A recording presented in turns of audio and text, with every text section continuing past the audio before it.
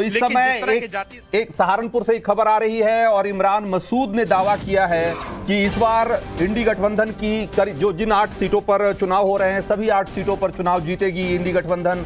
और उन्होंने कहा कि ये संविधान बचाने के लिए ये चुनाव हो रहा है और इस बार का चुनाव जो है वो उसका बड़ा मुद्दा ये है कि संविधान जो बचाने और संविधान को खत्म करने की जो लड़ाई एक तरीके से चल रही है वो इसकी लड़ाई है और इन 8 सीटों पर इंडी गठबंधन चुनाव जीतेगी, ऐसा दावा किया है इमरान मसूद ने।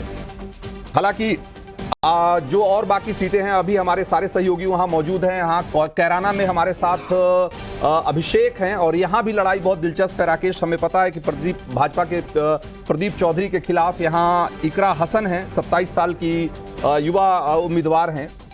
लेकिन उससे पहले रंजीत जी सुनवा देते हैं कि इमरान मसूद ने क्या कुछ कहा है। हमारे सहयोगी ने उनसे बातचीत की है, जरा वो सुनवाइए, फिर कैराना का रुख करेंगे। 2024 लोकसभा चुनाव का पहला चरण और पहला चरण ही बेहद दिलचस्प और हमारे साथ बेहद लोकप्रिय नेता कांग्रेस के इमरान मसूद, जो कि इस बार सहारनपुर से ताल ठोक रहे हैं। कई बार मौके आए, आप चूकते गए। इस बार कितनी उम्मीदें इमरान जी आपको सहारनपुर से? देखिए, इंशाल्लाह सहारनपुर के लोगों का प्यार बहुत मिला है मुझे, लेकिन इस बार का चुनाव जो है वो ध्रुवीकरण के आधार पर नहीं हो रहा। लोग उन्हें सौहार्द के नाम पर वोट कर रहे हैं और मैं सबसे पहले सहारनपुर की जनता का आभारी हूँ कि उन्होंने किस प्रकार के नफरत के शिकार नहीं हुए और इस चुनाव में कोई कटुता नहीं है, सब प्रेम के और उसके साथ चुनाव हो रहा है। इमरान जी, इस बार हमने देखा कि प्रियंका गांधी के रोड शो में गजब की भीड़ हुई। क्या लग रहा है वोटों में तब्दील हुई उसी तरीके से होगा? क्योंकि पिछली बार जिस तरह से 2019 में पूरा समीकरण बना था, बसपा के प्रत्याशी इतना लीड ले चुके थे, खास करके मुसलमानों ने, अल्पसंख्यकों ने, पिछड़ों ने क्या तय किया है इस बार? देखिए, आप मुसलमान की बात ना करें, सहारनपुर का चुनाव दूसरे रंग पर है। मेरे चुनाव की कमान दलितों के हाथ में, मेरे चुनाव की कमान ठाकुरों के हाथ में, गुजरों के हाथ में, सैनियों के हाथ में, वो चुनाव लड़ा रहे हैं। यहाँ ध्रुवीकरण हुई ना।